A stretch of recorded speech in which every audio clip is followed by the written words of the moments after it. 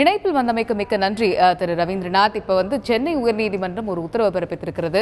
இந்த MBBS, BDS உள்ளிட்ட பாடப்பிரிவுகளில் தமிழக பாடத்திட்டத்தில் படித்த மாணவர்களுக்கு 85% இடஒதுக்கீடு வழங்கப்படும் தமிழக அரசு அரசாணை பிறப்பித்தது. இதை ரத்து செய்திருக்கிறது சென்னை உயர்நீதிமன்றம். இது தொடர்பாக உங்களுடைய முதற்கட்ட கருத்துக்கள் என்ன? பதிவு செய்யுங்க. சென்னை உயர்நீதிமன்றம் அல்லது நீதிமன்றம் இது போன்ற ஒரு தடையை விதிக்கும் என்று நான் ஏற்கனவே என்னுடைய முதல் பத்திரிகையாளர் சந்திப்பிலே கூறினேன். எனவே இந்த இடஒதுக்கீடு என்பது அரசியல் சட்டத்துக்கு முரணானது. அதே மாதிரி 50% மேல் இடஒதுக்கீடு கூடாது என்று சொல்லி ஏற்கனவே உச்சநீதிமன்றம் தீர்ப்பு வழங்கியிருக்கிறது.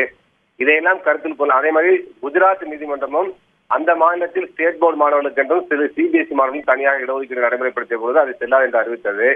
ஆனால் தமிழக அரசு மக்களை மாணவர்களை திசையிருப்பது நோக்கத்தோடு தான் இந்த மாதிரி இடஒதுக்கீடை கொண்டு வந்தாங்க. அப்ப இந்த பிரச்சனைக்கு தமிழக மாணவன் பாதிக்காமல் இருக்கணும். நிரந்தர தீர்வு என்பது நீட் நுழைவுத் தேர்விலிருந்து தமிழக அரசுடைய கட்டுப்பாட்டில் உள்ள இடங்களுக்கு முழுமையான விலக்கு பெறுவதுதான். அதுக்கு தமிழக சட்டமன்றத்தில் நிறைவேற்றப்பட்ட 2 சட்ட மசோதாக்களுக்கு குடியரசுத் தலைவர் ஒப்புதலை பெறுவதுதான் நிரந்தரமான தீர்வா இருக்கும். ஒருவேளை இந்த குடியரசுத் தலைவர் அதாவது இந்த சட்டமே இந்த இடஒதுக்கீடு செல்லும் என்று நீதிமன்றம் சொன்னாலும் கூட இந்த இடஒதுக்கீடு ஒரு நியாயமான இடஒதுக்கீடு இல்லை. ஏனென்று சொன்னால் தமிழ்நாட்டை பொறுத்தவரை வெறும் 2% மாணவர்கள் CBSE படிக்கிறாங்க. இது 98% மாணவர்கள் பார்த்தீங்கன்னாக்க அவங்க ஸ்டேட் போர்ட் சிலபஸ் தான் படிக்கிறாங்க. அதே போல நீட் தேர்வு எழுதினது தமிழ்நாட்டில் 6% மாணவர்கள் தான் CBSE படிச்சு நீட் தேர்வு எழுதினாங்க. இது எல்லாமே ஸ்டேட் போர்ட் ஸ்டூடெண்ட்ஸ் தான். அதே போலவே பார்த்தீங்கன்னா ஆல் இந்தியா கோட்டாவுக்கு 15% சீட் நம்ம கொடுக்குறோம். அந்த 15% சீட்ல யார் அதிகமாக இடங்கள் எடுக்கிறாங்கன்னா CBSE ஸ்டூடெண்ட்ஸ் தான் எடுக்கிறாங்க. அப்ப 15% சீட்லயும் அவங்க தான் எடுக்கிறாங்க.